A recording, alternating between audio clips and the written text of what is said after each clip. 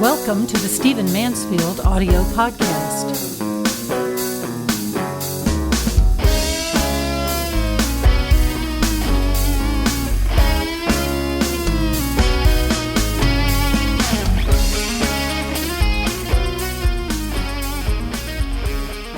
I imagine that you were as horrified as I was by the shootings that took place at that Colorado Planned Parenthood facility the day after Thanksgiving this year, November 27th. It was horrific. A gentleman named Robert Dear, D-E-A-R, who was in his mid-50s, went into a Planned Parenthood facility that was actually part of a mall and began killing people. He killed a number of Planned Parenthood staff, we understand, and in the shootout with police that ensued over several hours, he also killed a policeman who, in his off-duty work, was also a pastor and a pro-life advocate. So here you have a man who, by the way, it seems that he went in and did these shootings because of his views on abortion. He was arrested while he was spouting statements about baby parts and how abortion must end. And so it seems that he did this out of a motivation of being opposed to abortion and therefore opposed to Planned Parenthood. But in the process of doing his vile deed, he killed a pastor who was pro-life, as well as Planned Parenthood staff, some of whom may have had absolutely nothing to do with abortion. Now, before I go any further, let me just make sure that everyone listening knows that I am as rabidly pro-life as you can be. I've given my story before. For health reasons, I was almost aborted, though my mother chose to carry me to full term, and I was born perfectly healthy. I do a great deal of pro-life speaking every year, help raise millions of dollars at banquets, and am a very outspoken pro-life advocate. I am opposed to abortion because I believe it is the taking of a human life in the womb. I think the constitutional issues are the same as those that pertained to slavery, which we fought a war over. And I say all of that while at the same time being about as close to a Christian feminist as you can be and still be a biblical Christian. I have worked for female pastors. I have hired female pastors. I am a believer in female co-leadership in churches, etc. I am the furthest thing from the, women only barefoot pregnant in the kitchen kind of thing. And therefore, I'm the furthest thing from someone who would oppose abortion as an attempt to deny women rights, females their rights. Absolutely untrue. So having said all of that, and having a many decades long record of advocacy in pro-life causes, I want to say that this shooting and some of what occurred afterwards in social media is an absolute turning of the pro-life message on its head. And the fact that after this shooting, many people in social media, many people opposed to abortion in social media were saying that these shootings were good, and they in fact were actually calling for more of them. These people do not understand what they're saying and do not understand what they are about. I am opposed to abortion, as most people who are opposed to abortion are, because it is the taking of a human life. I believe that once conception happens, this is a separate entity. This life in the womb is a separate entity. The great religions of the world speak of it that way. Much modern science speaks of it that way. At what point in the pregnancy the child can feel pain, at what point it is actually consuming air, etc. At what point it has all of its parts. All of these kinds of questions science is discussing, debating, and many scientists are pro-life as a result of ultrasound technology and in the womb photography, these amazing books that we see at the bookstores, etc. So for all of these reasons, I believe that the child after conception is a separate, living, viable, moral, spiritual entity and should be considered a separate life from the mother. I know it's in the mother's womb. I know it's in the mother's body. I understand the mother should have certain rights, but I do not believe the mother should have rights over the life or death of that child. And I think the state has a vested interest in protecting that right, just as it did slaves, just as it does children, etc.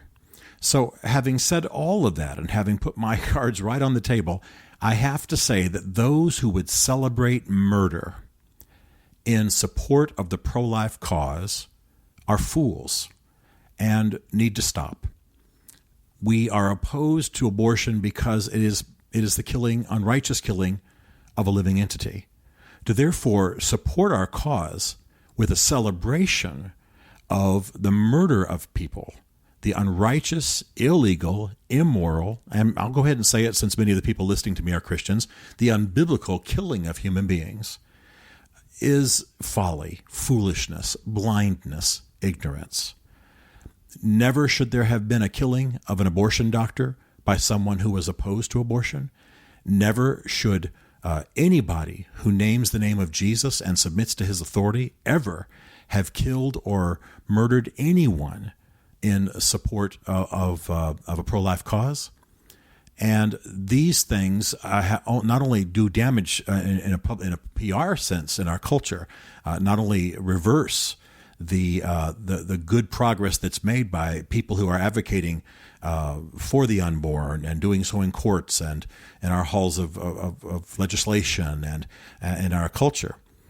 But of course, it's simply immoral, even if it had no negative PR spin.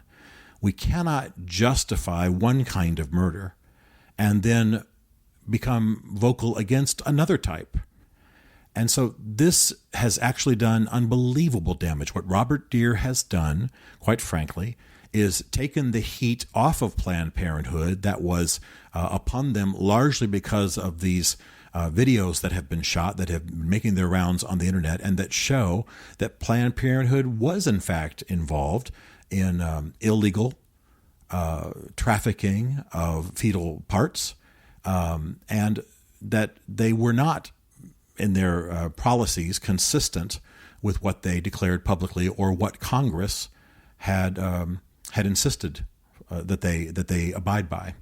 And so there was great ground being made for those of us who believe that Planned Parenthood ought to exist as a network of clinics for women, but it ought not provide the extent of abortion services that it does, or of course, given that I'm opposed to abortion, I don't believe it ought to provide abortion services at all, and that certainly it ought not traffic in fetal tissue.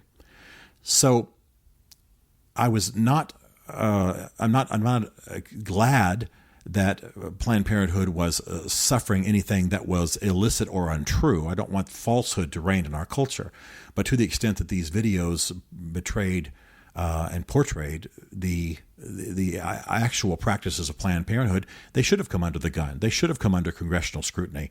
They should have come under culture-wide ire.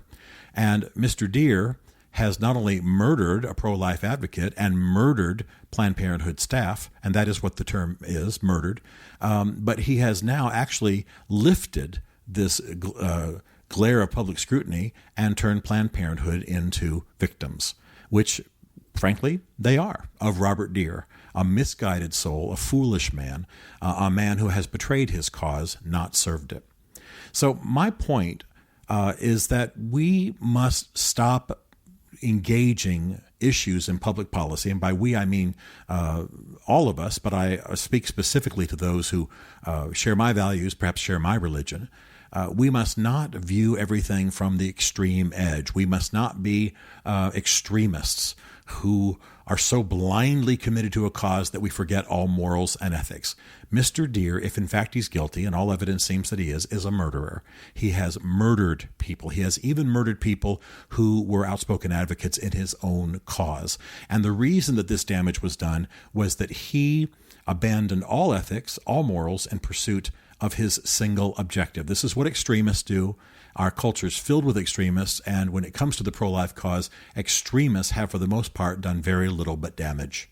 What we need are people who advocate. What we need are people who open their homes to unwed mothers. What we need are people who work at crisis pregnancy centers. What we need are people who work hard in the cause, who change minds and hearts, who know their stuff, who have materials, who have videos, and who present the culture with truth and keep the pressure on.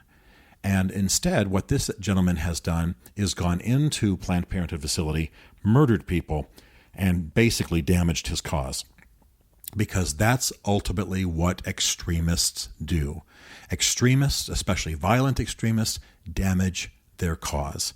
And so if you're listening to this and you've been on the extreme edge of the pro-life issue, and you have been advocating violence, you've been on social media, and you've been celebrating these murders, and you've been threatening Planned Parenthood with more and what have you, I urge you to stop it. I urge you to realize this damages the cause. And if you have any kind of moral or ethical system, all of that taught in Christianity, it's just plain sin. It's wrong. It's immoral. It's against God's will.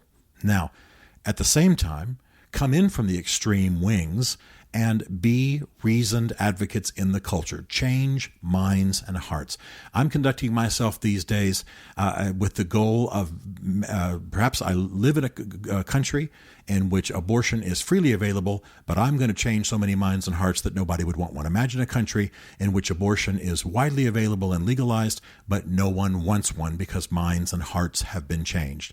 I'll change the laws when I can. I'll support those efforts, but what I most want to do is change minds and hearts, and certainly help those who are pro-life advocates and those who are opposed to abortion conduct themselves in such a way, open their homes in such a way, deal with hurting pregnant mothers in such a way that we are redemptive, we are loving, we are the loving face of Jesus, and we are making a massive difference in the culture. Mr. Deere has done damage, he has done harm, and he has done it because he forgot that the pro-life cause at heart is an ethical, moral, even in one sense patriotic cause, and that to throw all of that out in pursuit of the cause as you redefine it is to do nothing but damage to that cause. I believe for those of us who are opposed to abortion that we can change minds and hearts in our generation so as to dramatically reduce the number of abortions without doing anyone any violence or any harm. I'm grateful for the scrutiny that Planned Parenthood was under because I think they were engaged in illegal practices. But I mean them no violence. I mean them no harm in the personal or physical sense. I do want to so advocate for a pro-life cause in our generation that we see a change in our culture. And that's where the battle has to be fought, at the cultural level, at the level of values, at the level of beliefs, at the level of those beliefs in people's minds and hearts that guide their actions. If we forget that, we'll simply shoot them. And ultimately, we will lose the wider war, a war that is unbelievably important for the minds and hearts of people. Stephen Mansfield is a New York Times best-selling author, a popular speaker, and a frequent faith and culture commentator on Fox and CNN. His groundbreaking books on faith and society include The Faith of George W. Bush, The Search for God in Guinness, Mansfield's Book of Manly Men, and The Miracle of the Kurds. His new book is Ask the Question: Why We Must Demand Religious Clarity from Our Presidential Candidates, available on Amazon. Learn more about Stephen at stephenmansfield.tv. The Stephen Mansfield podcast is directed by Isaac Darnold, who also wrote, produced, and performed the podcast theme song. This is a Chartwell Literary Group production.